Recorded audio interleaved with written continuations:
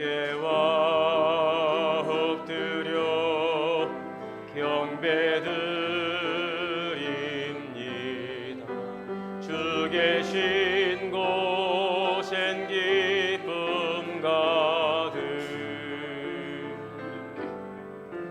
무엇과도 누구와도 바꿀 수 없네. 예배드림이 기쁨 됩니다. 주께와 엎드려 경배드립니다. 주 계신 곳엔 기쁨 가득 무엇과도 누구와도 바꿀 수 없네. 예배드림이 기쁨 됩니다. 찬양과 경배 받으시기에 합당하신 살아계신 하나님, 오늘도 거룩한 성일 주의 날 사랑하는 주의 백성들을 주님의 보좌 앞으로 불러주시고 이 시간 기쁨과 감사함으로 주님께 나와 예배하게 하시니 감사합니다. 마음과 정성을 모아 영과 진리로 예배하는 곳에 임재하시고 하늘의 신령한 은혜로 충만하게 임하여 주옵소서. 우리 주 예수 그리스도 이름으로 기원하옵나이다. 아멘.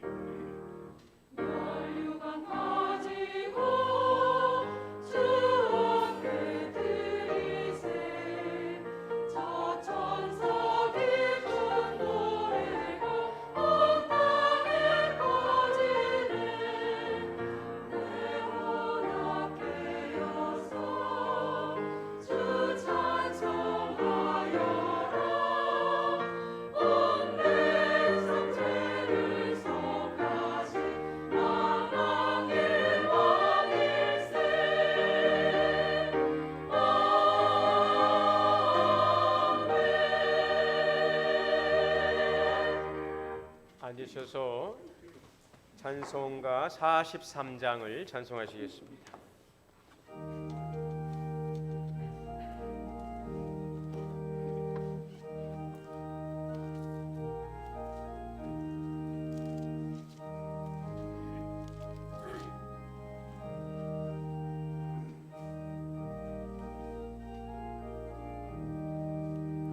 즐겁게 안식할 날, 반갑고 좋은 날, 내 마음을 편케 하니 즐겁고 좋은 날, 이 날에 천하 만민 다 보좌 앞에서 참되신 삼위일체 다 찬송 부르네.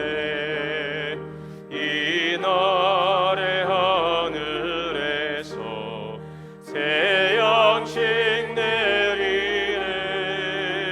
성회로 모이라고 종소리 울리네. 복음의 밝은 빛은 온 세상 비치며 또 영생 물이 흘러 시원케 하시네. 이 주일 지킴으로 새 은혜 입어서 영원히 쉬는 곳에 다 올라갑시다. 성부께 찬미하고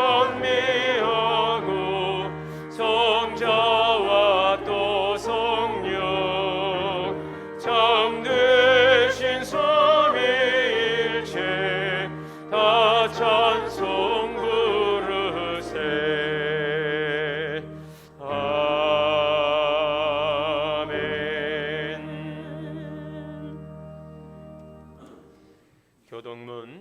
28번 함께 교독하시겠습니다. 하나님이여 주는 나의 하나님이시라. 내가 간절히 주를 찾되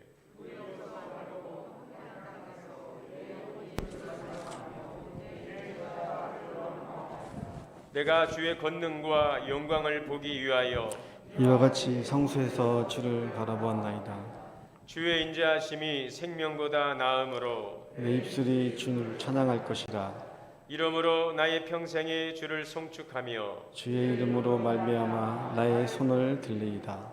골수와 기름진 것을 먹음과 같이 내 영혼이 만족할 것이라. 나의 입이 기쁜 입술로 주를 찬송하되 내가 나의 침상에 주를 기억하며 새벽에 주의 말씀을 작은 소리로 읊조릴 때에 하오니 주는 나의 도움이 되셨습니다. 내가 주의 날개 그늘에서 즐겁게 부르리이다. 아멘. 이 시간 다 함께 회개의 기도를 드리시겠습니다.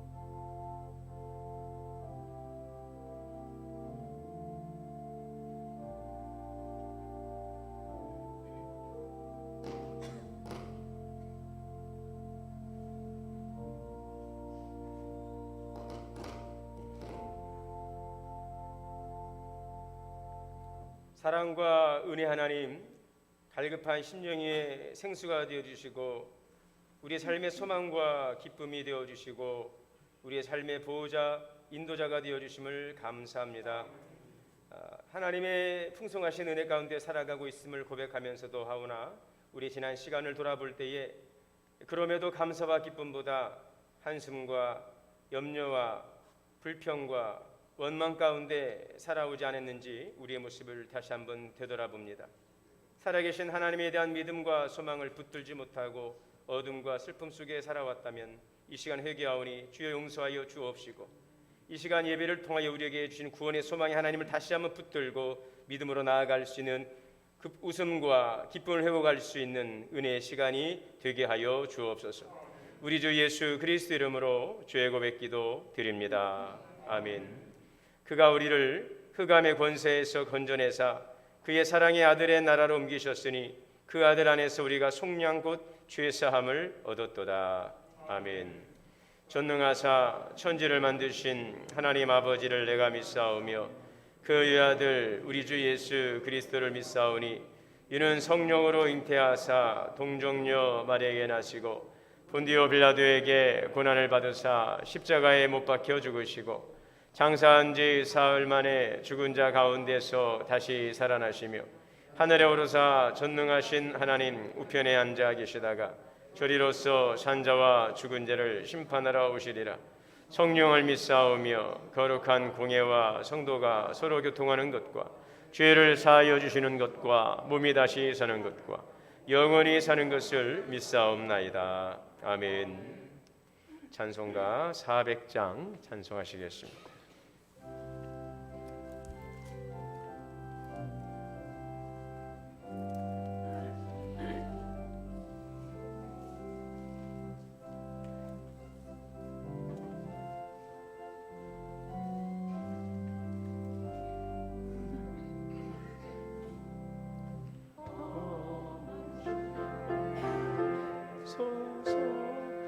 너를 건져주시고 노한 풍랑 지나도록 나를 숨겨주소서. 주여 나를 돌보시사 품어주시고 험한 풍파 지나도록 나를 숨겨주소서. 권세 능력 무한하사 모든 시험 이기고 풍랑까지 다스리는 주님 앞에 비오니 주여 나를 돌보시소 고이 품어주시고 험한 풍파 지나도록 나를 숨겨주소서. 죄악길에 빠지니 몸 캄캄한데 헤매며 부르짖는 나의 영혼 들으소서 내 주여. 주여 나를 돌보시소 고이 품어주시고 험한 풍파 지나도록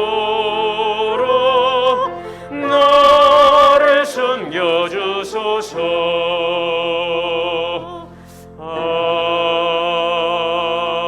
아멘. 예배를 대표해서 백남호 장로님께서 기도 인도하시겠습니다.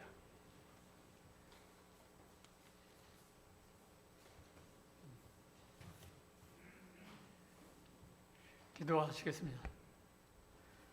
사랑과 은혜가 풍성하신 하나님, 푸른 소망의 빛을 주신 5월 부활절 7째 주일 찬양받기 합당하신 주님께 영광과 찬양을 올려드립니다. 지난 한 주간도 풍파많은 세상 가운데 저희를 보호하여 주시고 오늘 또 거룩하고 복된 주님 날에 주의 성전에 모여 예배하게 해주심에 감사를 드립니다. 말씀 사모하는 마음으로 나왔사오니 은혜의 시간 허락하시고 어떤 상황과 처지에 있을지라도 주님과 동행하는 삶이 되게 하여 주시옵소서. 눈에 보이는 유익한 것들에 마음 빼앗기지 않고 영원하신 하나님을 발견할 수 있는 믿음을 주시옵소서. 하나님 안에서 자유와 평강을 알게 하옵소서. 우리로 하여금 성도와 성도 간에 합평케 하는 자 되게 하시고 예수님 십자가의 사랑을 증거하여 세상과 공동체를 화평케 하는 일에 기이하게 쓰임받는 평화의 도구로 쓰임받게 하여 주시옵소서. 언제나 우리와 함께 하시는 주님, 곧 실시될 지방선거와 이 나라를 이끌어갈 새로운 정부가 국민 모두를 아우르고 포용하여 공정과 상식, 정의를 바로 세우고 서로가 화합하고 화합하는 전국으로 이끌어가게 하셔서 국정을 정직하고 투명하게 하시고 남북 관계 등 외적으로 산적한 난제들을 슬기롭게 극복하고 도약의 발판을 마련하는 미래로 나가는 하나님 보시기에 아름다운 나라로 서게 하여 주시옵소서. 교회를 사랑하시고 교회를 통하여 역사하시는 주님, 동원교회가 주님 뜻을 이루어가는 신령한 하나님의 은혜가 충만한 교회, 사랑이 뜨거워지고 넘치는 교회, 말씀에 순종하고 기쁨이 넘치는 교회, 생명을 살리는 데 부지런하는 선교의 사명을 다하는 교회로 동원교회가 예배가 회복되게 하시어 예배드림이 기쁨이 되게 하시고 예배의 열기가 뜨거워지게 하셔서 예배 부흥이 형통의 복을 누리게 하여 주시옵소서. 오늘 또 스타니에 세우신 송승진 담임 목사님을 강한 팔로 붙으셔서 하나님 귀한 말씀 대언하실 때 우리가 말씀 앞에 변화되는 새로운 역사가 일어나게 하시고 그 말씀이 갈급한 심령의 단비가 되게 하셔서 그 말씀에 의지하여 승리하는 삶을 살게 하여 주시옵소서. 우리가 이 시간 우리가 함께 예배드리지 못하는 형제 자매에게도 은혜와 축복으로 함께 하시고 그리고 이런저런 질병으로 고통받는 성도들에게도 치유와 회복의 시간 되게 하여 주시고, 물질적으로 근심과 걱정이 있는 성도들에게 모든 것이 해결되고 평안함이 있게 하여 주시옵소서.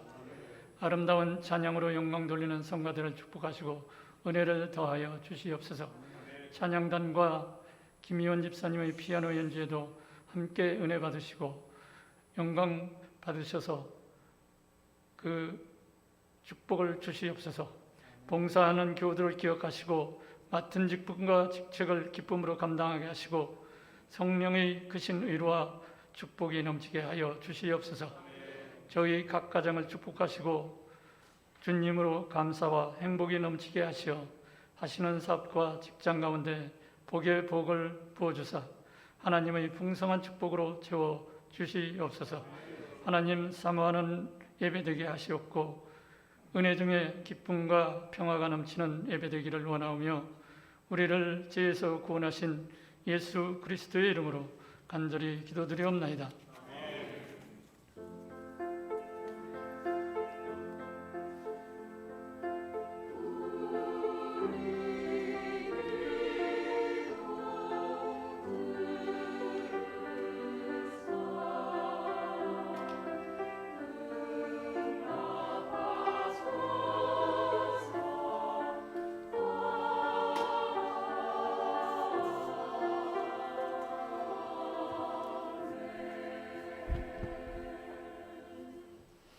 하나님의 말씀을 봉독하겠습니다.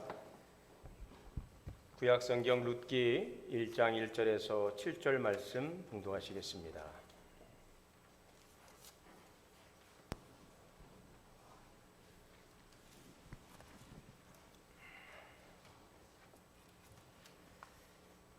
한 절씩 교독으로 봉독하시겠습니다. 사사들이 치리하던 때에 그 땅에 흉년이 드니라.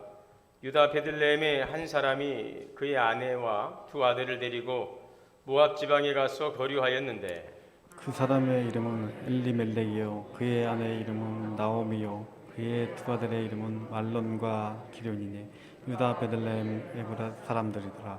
그들이 모압 지방에 들어가서 거기 살더니 나오미의 남편 엘리멜렉이 죽고 나오미와 그의 두 아들이 남았으며 그들은 모압 여자 중에서 그들의 아내를 맞이하였는데 하나의 이름은 오르바요 하나의 이름은 루시더라. 그들이 거기에 거주한 지 10년쯤에 말론과 기련 두 사람이 다 죽고 그 여인은 두 아들과 남편의 뒤에 남았더라. 그 여인이 모압 지방에서 여호와께서 자기 백성을 돌보시사 그들에게 양식을 주셨다 함을 듣고 이에 두 며느리와 함께 일어나 모압 지방에서 돌아오려 하여 7절 다 같이요. 있던 곳에서 나오고 두 며느리도 그와 함께하여 유다 땅으로 돌아오려고 길을 가다가. 아멘. 할렐루야. 성가대 찬양으로 하나님께 영광 올리겠습니다.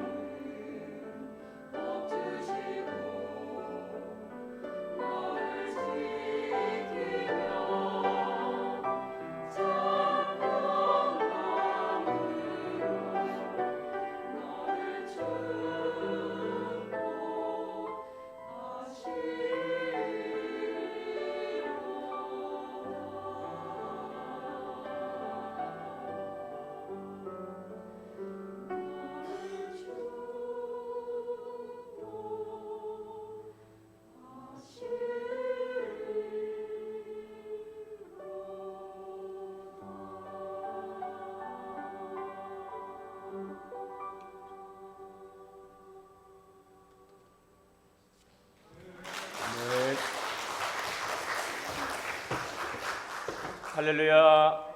우리 함께 좌우 앞뒤로 인사하겠습니다. 주 안에서 사랑합니다. 축복합니다. 오늘 예배 드리기 함께 참여하신 우리 모든 성도님들에게 하나님의 크신 은혜가 충만하게 임하게 되시기를 주의 이름으로 축복합니다.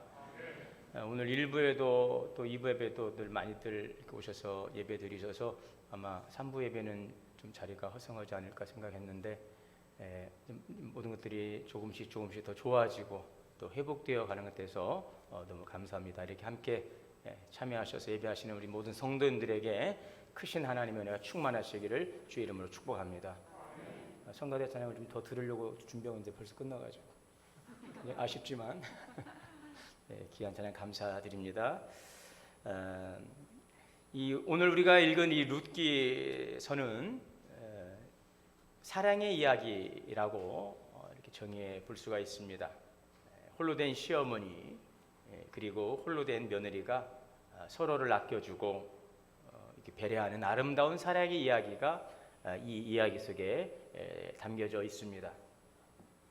또 유력한 신분의 한 남자와 또 초라했던 한 여인이 만나서 그 벽을 넘어 결혼에 이르게 되는 그러한 또한 사랑의 이야기이기도 하고요.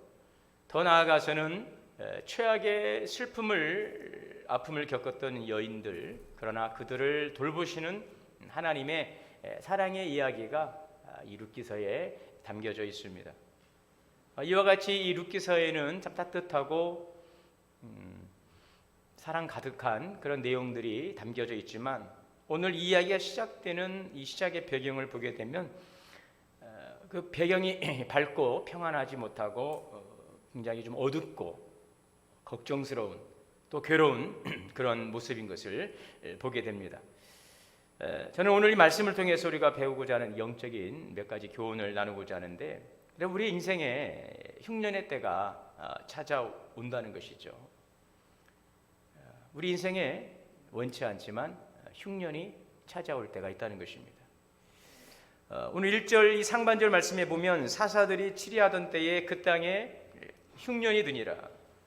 이 사사란 이스라엘의 이제 왕정 시대가 시작되기 전에 왕들이 나라를 다스리기 전에 이 나라에 위기가 찾아오면 하나님의 부름을 받은 그 지도자가 나타나서 그 위기를 해결하던 바로 그러한 사람을 사사라하고 그러한 인물들이 활동하던 시대를 사사시대라 이렇게 이야기하죠. 자, 이 사사시대에 흉년이 들었습니다. 자, 어디에 흉년이 들었습니까? 유대 베들레헴이라고 하는 곳에 흉년이 온 것입니다. 바로 이스라엘 유대 지방 이 베들레헴이라고 하는 곳에 흉년이 들었습니다.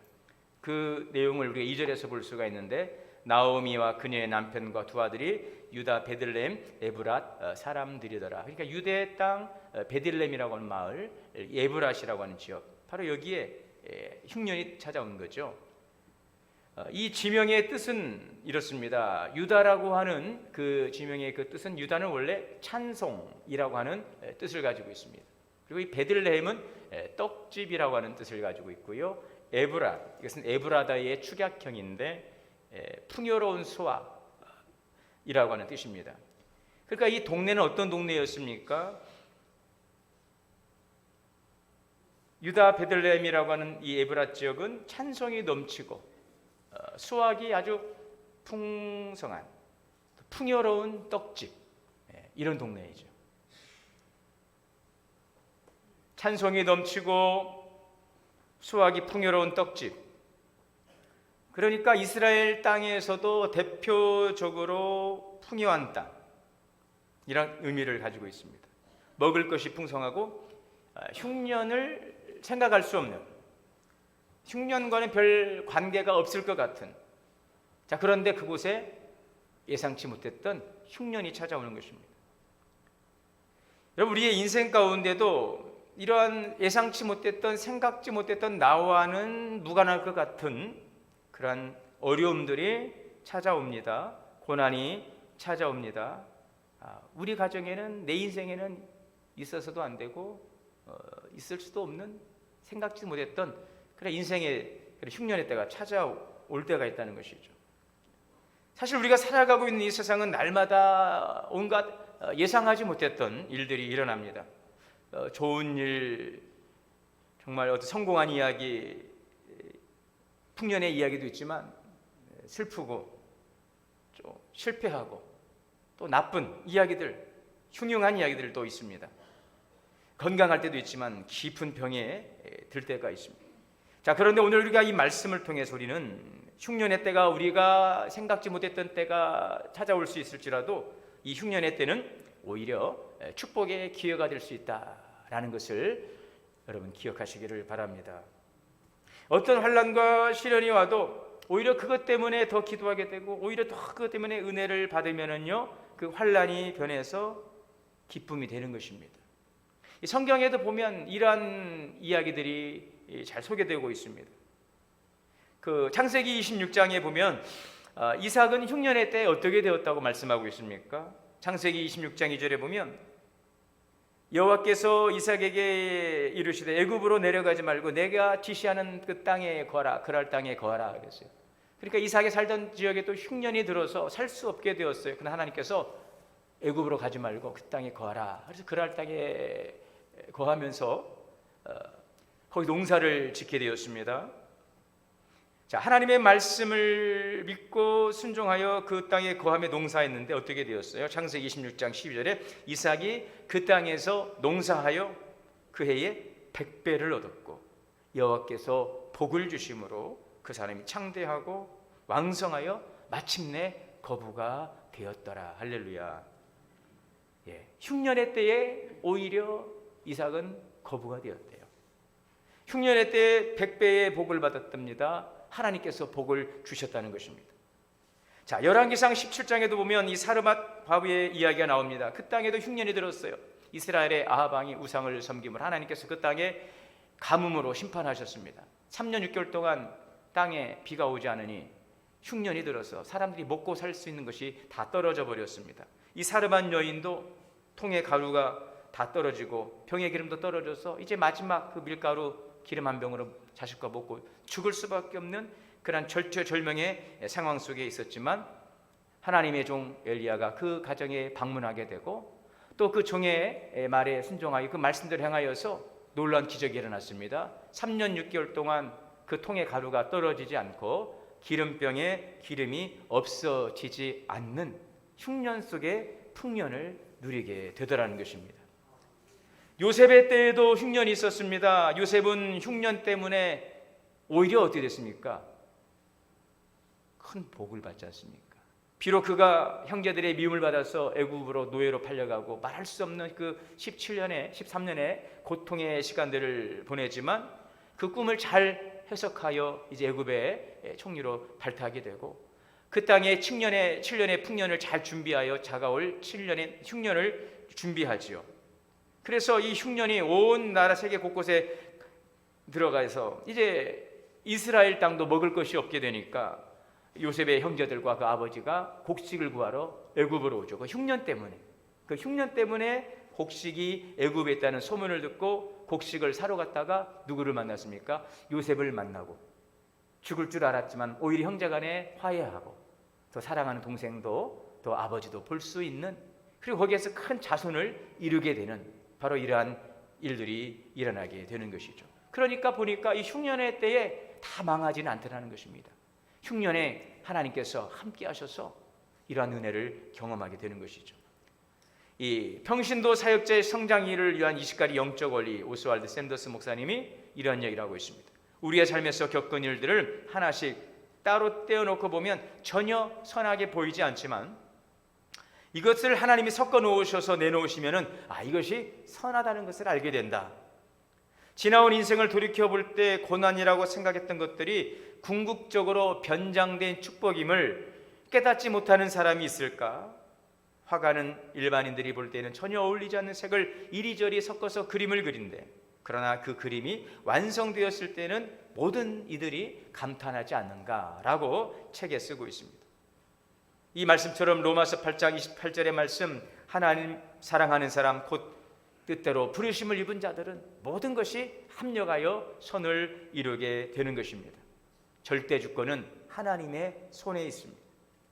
그러므로 하나님이 허락지 아니하시면 공중에 새 한 마리도 떨어뜨리지 못한다는 것입니다. 여러분, 그러므로 우리 믿음의 사람들, 예수를 믿으면서도 믿음의 길로 열심을 다하여 나가면서도 생각지 못했던 하나님의 사랑 이야기로 가득하고 생명과 풍성한 은혜만 있으리라 생각했던 이 믿음의 세계에 들어와서 여러 가지 많은 어려움들을 당한다 할지라도, 여러분, 오늘 우리 믿음의 사람들 이 흉년의 때라도 낙심하지 마시기를 바랍니다. 환난과 시험, 어떠한 고난 속에서도 염려하고 걱정하지 마시고 내가 세상 끝날까지 너희와 함께 하시리라는 오늘 주님의 그 약속의 말씀을 붙드시기를 바랍니다. 오히려 이 흉년의 때에 더 창대해지고 더 부유해지는 하나님께서 복주심을 통하여서 이러한 은혜가 우리 가운데 넘쳐나는 그러한 주인공들이 될 수 있기를 바랍니다. 자, 그러므로 우리는 이러한 흉년에 예상치 못했던 인생에 찾아올 때 우리는 어떠한 상황에서도 그러므로 둘째로 하나님을 떠나지 말아야 한다는 것입니다. 오늘 1절에 이 유다 베들레헴 에브라스에 흉년이 들었습니다. 그 풍요의 땅에 흉년이 들었습니다. 그러니까 그 아내와 두 아들을 데리고 이 나오미는 이제 모압 지방에 가서 이제 거류하게 되어지는데, 남편은 이 아내 나오미와 이 두 아들을 데리고 모압 지방에 가서 거류하게 되는데, 이 모압이 어떤 곳이었습니까? 이 모압, 이들이 이 땅에 흉년이 들어서 이 나오미의 가족은 모압으로 이주해 가게 되는데, 그 모압이 어떤 곳이었습니까? 모압은 아브라함의 조카 롯, 이 소돔과 고모라 성이 멸망하고 난 다음에 롯의 아내가 소금 기둥이 되었죠. 그래서 롯이 이 살아남은 두 딸과 살면서 이 딸과 동침을 했죠.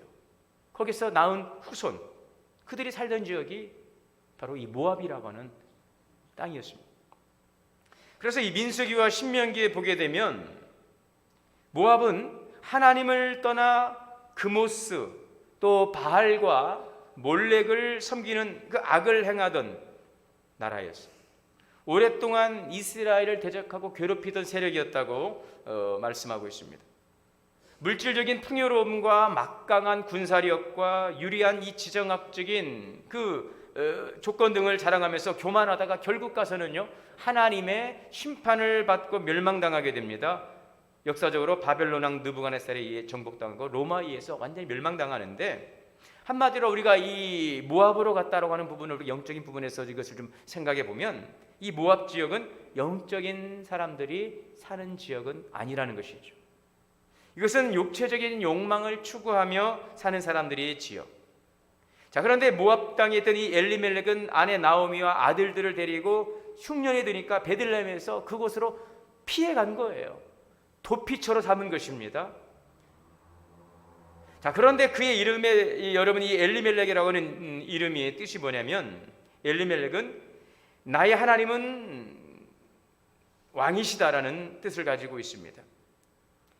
이 엘리멜렉은 나의 하나님은 왕이시다라고 하는 이 이름을 가지고 있는데, 이 뜻이 뭐예요? 하나님이 내 인생을 다스리신다. 이게 지금 이 나오미의 남편 엘리멜렉의 이름이라는 것이죠. 하나님은 내 인생을 다스리신다. 자, 그런데 그 이름의 뜻과 달리 베들레헴에 흉년이 드니까 어디로 갔습니까? 모압 땅으로 갔다는 것입니다. 잘못된 결정이죠.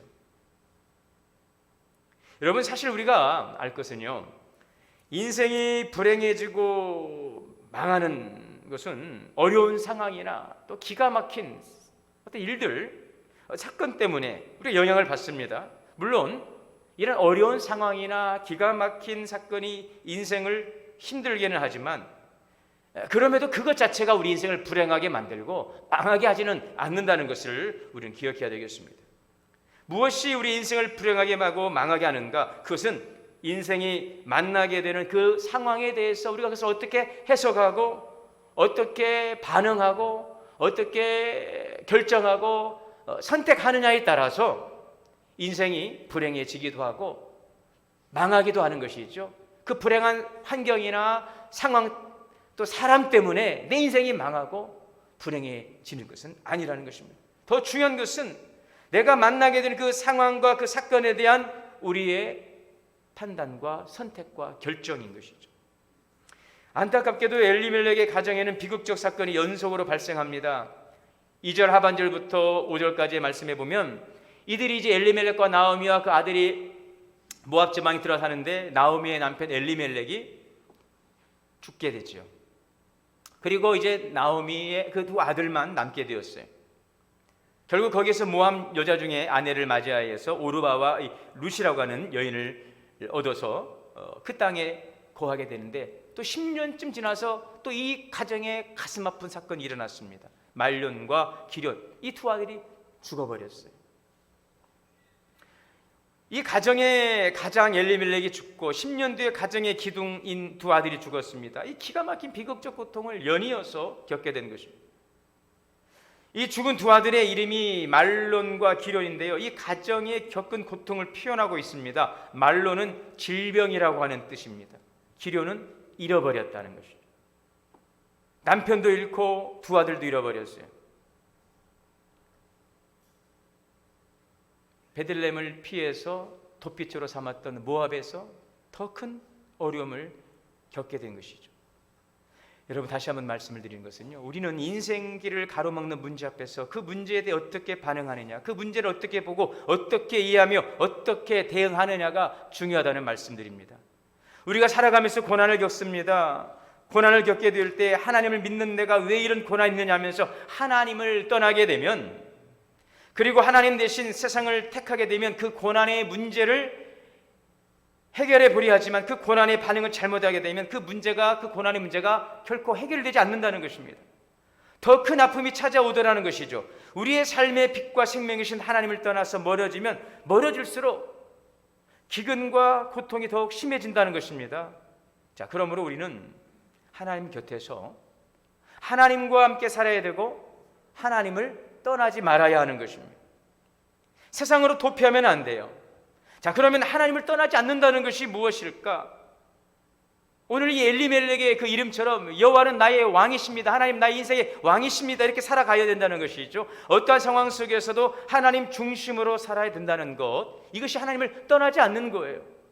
우리가 신앙생활하고 교회를 떠나지 않지만 하나님 중심으로 살지 않고 하나님을 내 인생의 삶의 주권자로 삼지 않고 하나님이 내 인생의 왕이 되지 않고 내 인생의 여전히 주인 되어서 내 생각대로 내 상황대로 선택하고 결정하고 이리 피하고 저리 피하고 다니고 있다면, 여러분, 이것은 하나님을 떠나지 않은 것 같지만 그 삶은 하나님 이미 떠나버린 삶인 것입니다. 어떠한 상황에서도 하나님 중심으로 하나님 말씀편에서 선택하고 그것을 받아들이고 살아가는 사람, 이러한 사람이 하나님을 떠나지 않는 삶인 것입니다. 그래야 열매를 맺을 수가 있는 것입니다. 이 룻기서의 배경이 되는 시대는 어떤 시대입니까? 사사시대예요. 이 사사시대를 한 문장으로 잘 표현하고 있습니다. 정리하고 있습니다. 사사기 21장 25절에 보면 그때에 이스라엘의 왕이 없으므로 사람이 각기 자기의 소견에 옳은 대로 행하였더라. 이것이 바로 하나님을 떠난 삶이에요. 사사들이 치리하던 때 이스라엘 형편이 어땠다고요? 왕이 없어 사람마다 각기 자기의 소견대로, 자기 생각대로, 자기 기분대로, 자기 고집대로 살았다는 것이죠. 하나님을 왕으로 모시고 살아야 될 이스라엘 백성이 하나님을 왕으로 모시지 않고 하나님 대신 자기들이 왕이 되어 자기 마음대로 살았다는 것입니다. 그러니까 이 이스라엘 땅에 흉년이 들어서 어쩔 수 없는 선택이었다고 말할 수도 있겠습니다. 그래서 모압으로 갔을 수도 있지만 이것은 한 가정의 문제가 아니라, 개인의 문제가 아니라 하나님을 떠나 사람들이 자신들의 옳다고 생각대로 소견대로 행한 그 대가가 그 땅에 임한 기근이요 흉년이라는 것입니다. 그럼 이것은 하나님의 징계로 볼 수 있죠. 그 시대적 상황으로 이 사건을 바라본다면, 자, 그렇다면은 이것은 개인적으로도 또 나라적으로도 도피해서 피해서 될 문제가 아니고 백성들이 하나님께 돌아오는 것입니다.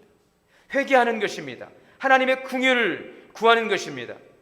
자, 그런데 하나님은 내 인생의 왕이십니다라고 고백했음에도 불구하고 그 근본적인 문제의 해결책을 찾지 않고 이 상황을 회피하고 도피하는, 그래서 약속의 그 기업을 주신 땅을 버리고 흉년을 피해 우리가 이방 땅으로 간다면, 여러분, 그것은 우리의 해결책이 될 수 없다는 사실을 우리 이 말씀을 통하여 교훈받을 수 있기를 바랍니다. 성경은 하나님을 왕으로 모시지 않고 살아가는 사람을 무엇이라고 말씀하고 있습니까? 어리석은 사람이라. 10편 14편 1절에 보면 어리석은 자. 근데 단지 어리석은 것이 아닙니다. 그런 사람은 하나님이 그 마음에 없다는 것입니다. 그러므로 그들은 부패하고 가증할 수밖에 없다는 것을 우리에게 말씀해 주고 있는 것입니다. 이와 같이 백성들이 하나님을 왕으로 모시지 않고 사람들이 자기의 소견에 옳은 대로 행하던 그 시대는 암흑 시대였습니다. 그 사사 시대는 질서도 무너지고 공의도 무너지고 법도 없는 이 혼란의 시대였어요. 사랑도 공의도 없어. 여러분, 우리 하나님은 창조의 하나님이십니다. 그 하나님은 또한 질서의 하나님이십니다. 그러므로 생명을 창조하시고 인간의 생사화복을 주장하시는 하나님의 질서를 따라 사는 것이 우리의 살 길임을 믿습니다. 우리 신앙생활의 모습이 이러하기를 원합니다. 하나님을 입으로는 주여 주여 예수 그리스도 내 인생의 주님이라고 고백하면서도 실제적으로는 내가 주인되고 말씀을 통하여 듣고 생각은 하지만 최종적 결정은 내 생각과 판단에 따라서 결정하고 내 소견대로 행해 간다면 여러분, 이것은 경건의 모양은 있으나 경건의 능력을 나타낼 수가 없겠죠. 이것은 육신에 속한 그리스도인이 될 수밖에 없는 것입니다. 오늘 우리는 성령에 속한 그리스도인들이 될 수 있기를 바랍니다. 그러하기에 생명을 창조하시고 인간의 생사복을 주장하신 하나님의 질서를 따라 정말 우리의 입술의 고백처럼 우리가 들은 바대로 은혜 받은 이 수많은 하나님의 말씀처럼 하나님이 내 인생의 왕이 되시고 내 소견대로 생각대로 감정대로 상황대로 어쩔 수 없지 않냐라고 변명하거나 항변하지 마시고 겸손히 주님 앞에 낮아지고 주의 말씀편에 서서 그 선택과 결정을 따라 갈 수 있기를 바랍니다. 그래야 살 수 있습니다. 그래야 흉년의 때에도 풍년을 기대할 수가 있는 것입니다. 그러므로 세 번째로 흉년의 때에 여러분 하나님께서는 우리를 살 길로 인도하신다는 사실을 기억하십시오. 흉년의 때에 망할 길로 가게 하지 않습니다. 우리 그 일 때문에 결코 망하게 두지 않습니다. 하나님께서 의인의 자손을 걸식당하는 모습을 허락지 않는다고 말씀하고 있는 것입니다. 할렐루야. 당신의 백성들을 버리지 않습니다. 자식에게 생선 달라는데 뭘 줍니까? 떡을 달라는데 돌을 주고 그런 분이 아니시란 말이죠. 흉년의 때 우리를 회복과 부흥의 길로 인도하시는 주님이십니다. 여러분, 흉년의 때 하나님께서 살 길로 인도하십니다. 오늘 5절에 보니 말론과 기론 두 사람이 다 죽고 그 여인은 두 아들과 남편 뒤에 남았더라. 가만히 보면은 다 끝났어요. 남편도 죽고 자식도 죽고. 그러나 여러분, 여기에다가 초점 두지 마시길 바랍니다. 그 마지막에 성경 무엇라고 기록되어 있다고요? 다 죽었으나 마지막에 나오미가 남았습니다. 할렐루야. 남았더라. 1절에서 5절 말씀을 읽으면서 그 말씀이 죽은 사람들 이런 것들에 대한 말씀처럼 느껴지기 쉽습니다. 그러나 우리가 이 말씀을 조금 더 깊이 읽으면 5절의 마지막 단어가 남았더라. 하나님은 하나님의 우리를 향하신 당신의 구원의 역사를 이루어 가십니다. 그러므로 우리는 죽은 것들, 잃어버린 것에 초점을 두지 마시고 새롭게 일을 향하실 하나님, 오늘 우리의 삶에 남은 것들을 통하여 그 일을 이뤄가실 하나님의 구원의 역사를 기대할 수 있기를 바라는 것입니다. 하나님은 어둠 속에서도 일하시는 하나님이십니다. 혼돈 속에서도 일하시는 하나님이십니다. 흉년의 때에도 일하시는 하나님이십니다. 우리를 향한 하나님의 선하신 계획은 멈춤이 없습니다. 일을 시작하신 여호와, 그것을 반드시 지어 성취하시는 여호와 하나님. 그러므로 우리의 삶은 주 안에서, 하나님 안에서 바뀌어질 수 있고 새로워지는 것입니다. 어디에서요? 주 안에서, 하나님 안에서 우리의 소망이 있습니다. 오늘 우리는 내 주변의 상황이 혼돈 가운데 있다 하더라도 그 상황 때문에 두려워하지 마세요. 내 인생에 흉년이 찾아왔더라도 그 흉년 때문에 너무 염려하지 마십시오. 왜요? 하나님이 오늘도 저와 여러분을 위해 일하고 계시는 것입니다. 진정으로 하나님이 우리를 유일하시면 그 최악의 상황은 최선의 환경으로 얼마든지 바뀔 수가 있습니다. 그 풍년의 인생, 흉년의 인생도 풍년의 인생으로 새롭게 변화될 수 있는 것입니다. 그러므로 우리가 인생을 살아감에 있어서 어디에 초점을 맞출 것인가를 생각하는 것이 중요합니다. 무엇을 선택할 것인가가 중요한 것입니다. 이미 닫혀버린 문, 이미 지나가버린 것들, 여기에 초점을 두지 마십시오. 여러분, 지나갔습니다. 이전 것은 지나갔습니다. 그러나 아직도 내게는 열리지 않은 문이 있어요. 아직도 남아있는 것이 있습니다. 아직도 남아있고 오히려 남아있는 것을 통해서 큰 일을 행하실 하나님을 바라보시기를 바랍니다. 그러게 하나님을 중심으로, 말씀을 중심으로 살아가십시오. 그 인생에 소망이 있습니다. 오늘 6절 7절입니다. 그 여인이 모압 지방에서 여호와께서 자기 백성을 돌보사 그들에게 양식 주셨담을 듣고 이에 두 며느리와 함께 일어나 모압 지방에서 돌아오려 하여 있던 곳에서 나오고, 이제 나오미는 그 모압에서 얻은 그 자부들과 함께 이제 유대 땅으로 돌아가려고 길을 돌리지요. 오늘 6절에 보면 하나님께서 자기 백성을 돌보셨다 그랬어요. 하나님께서 이 흉년의 이 정말 곤고한 삶 가운데 있는 이 가정을 돌보셨어요. 그들의 형편을 살피시고 이제 살아갈 수 있는 조치를 취하신다는 것입니다. 그래서 이제는 이스라엘 땅에 임했던 기근이 물러가게 하시고 다시 그 땅을 회복시켜서 그들을 그곳으로 인도하시죠. 이들이 이 소식을 들었어요. 이제 이방 땅에 소망이 없습니다. 고향으로 돌아갈 때 하나님께서 이제 내 고향 땅 유다 베들레헴 땅에 풍년의 소식이 들리고 그 땅으로 돌아가면 내가 살 수 있으리라는 그 소식을 저 멀리 타국 땅인 모압에서 듣게 된 것입니다. 복음이지요. 오늘 이러한 이 구원의 놀라운 소식이 여러분들에게도 임하고 그 놀라운 구원의 소식을 들을 수 있고, 그래 내가 이제 이 이방 땅을 떠나 유대 베들레헴으로 돌아가야 되겠구나 결단하고 여러분의 발걸음을 돌릴 수 있기를 바랍니다. 나오미는 기가 막힌 상실의 아픔을 겪었습니다. 그러나 그녀는 떡집, 이 베들레헴 열려진 문을 통해서 하나님의 사랑과 회복의 역사를 이룰 수가 있게 된 것입니다. 지금 혹시 여러분 이 나오미처럼 혼돈과 또 고난과 어둠의 시간을 보내고 있습니다. 나오미처럼 재물도 건강도 잃어버리고 사랑하는 사람도 잃어버리고 기쁨도 잃어버리고 아무런 소망이 없는 것 같은 상황 가운데 있습니까? 그러나 낙심하지 마십시오. 잃어버린 것 때문에 결코 망하지 않는다. 여러분에게 남아있는 것, 무엇보다도 변화의 역사를 이루어 주실 하나님께서 내가 너를 떠나지 않고 내가 너를 버리지 않고 내가 임마누엘로 너와 함께하리라 말씀하시기 때문에 내게 남은 것을 붙들고 그 믿음을 붙들고 살아계신 하나님을 향하여 우리의 초점을 맞추면, 그리고 결심하고 선택하고 주님을 내 삶의 입술이 아닌 우리의 삶을 통해 진정으로 고백하고 주님은 나의 삶의 왕이십니다라고 주의 인도하심을 따라가게 될 때에 절망이 희망으로, 불행이 행복으로, 가난이 부유함으로 우리의 초라했던 모습이 영광의 모습으로 변화되는 놀라운 역사를 이루어 주실 줄 믿습니다. 이런 풍성하신 은혜가 우리 모두에게 충만하게 임하게 되시기를 주님의 이름으로 축원합니다. 기도하겠습니다. 하나님, 나에게 닥쳐온 이 흉년 때문에 망하지 않습니다. 내 인생이 불행해지지 않습니다. 이 상황 속에서 내가 무엇을 선택하고 결정하고 붙드느냐가 중요한데, 하나님께서 내 인생의 왕이심을 다시 한번 고백하게 하시고 주님을 떠나서 내 인생의 주인 되어 살았던 나의 모든 생각을, 나의 모든 선택과 결정을 내려놓고 겸손히 주님의 말씀 앞에 서서 주님을 바라보고 주님을 붙들고 주님 편에 서서 나아가기를 원합니다. 그리하여 절망이 희망으로, 불행이 행복으로, 가난이 부유함으로, 초라함이 영광으로 우리의 삶의 참된 기쁨과 은혜가 회복되는 그 은혜의 삶을 살아갈 수 있는 우리 동원의 성도님들 되게 하옵소서. 예수님의 이름으로 기도하옵나이다.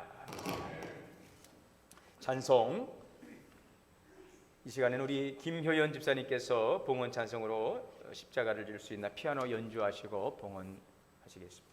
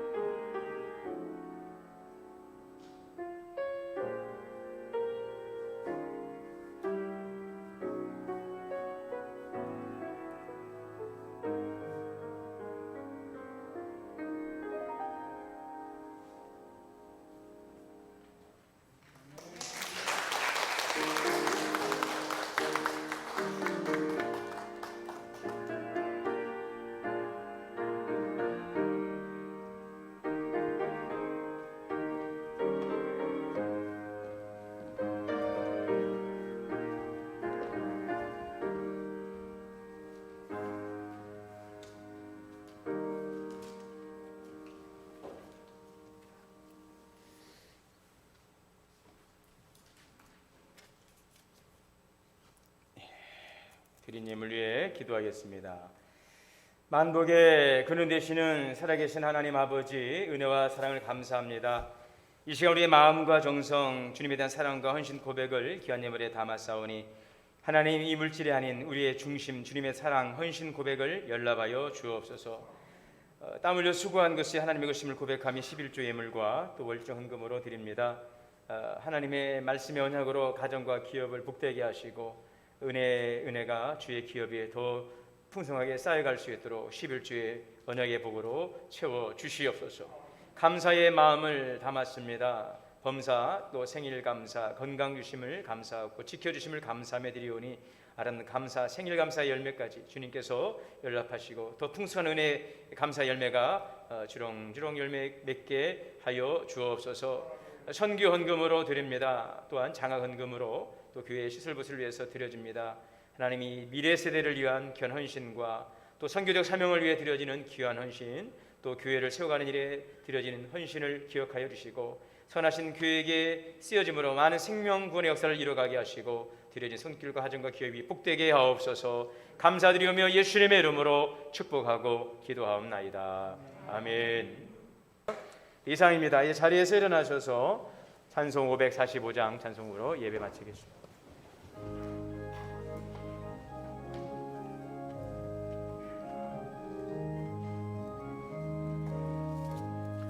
이 눈에 아무 증거 아니매여도 믿음만을 가지고서 늘 걸으며 이 귀에 아무 소리 아니 들려도 하나님의 약속 위에 서리라.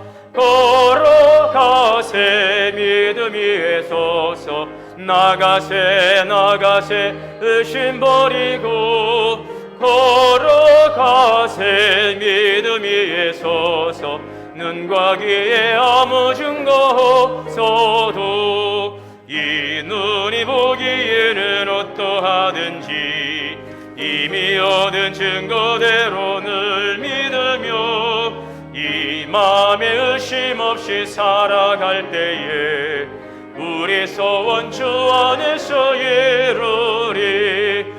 걸어가세 믿음 위에 서서 나가세 의심 버리고 걸어가세 믿음 위에 서서 눈과 귀에 아무 증거 없어도 주님의 거룩함을 두고 맹세한 주 하나님 아버지는 참 이쁘다. 그 귀한 모든 약속 믿는 자에게 능치 못할 무슨 일이 있을까. 걸어가세 믿음 위에 서서 나가세 의심 버리고 걸어가세 믿음 위에 서서 눈과 귀에 아무 증거 없어도. 이제는 우리 주 예수 그리스도의 은혜와 하나님 아버지의 크신 사랑과 성령님의 내주하시고 교통하시고 역사하심이 흉년의 때가 올지라도 하나님을 바라보고 또 하나님의 말씀을 의지하고 또 주님의 다스리심에 순종하여 오히려 이 때를 부흥의 기회로 삼고자 주신 말씀을 가지고 나아가는 우리 사랑하는 성도님들, 가정과 자녀와 기업 위에, 우리 교회 위에 이제로부터 영원토록 함께 계시옵기를 간절히 축원하옵나이다. 아멘.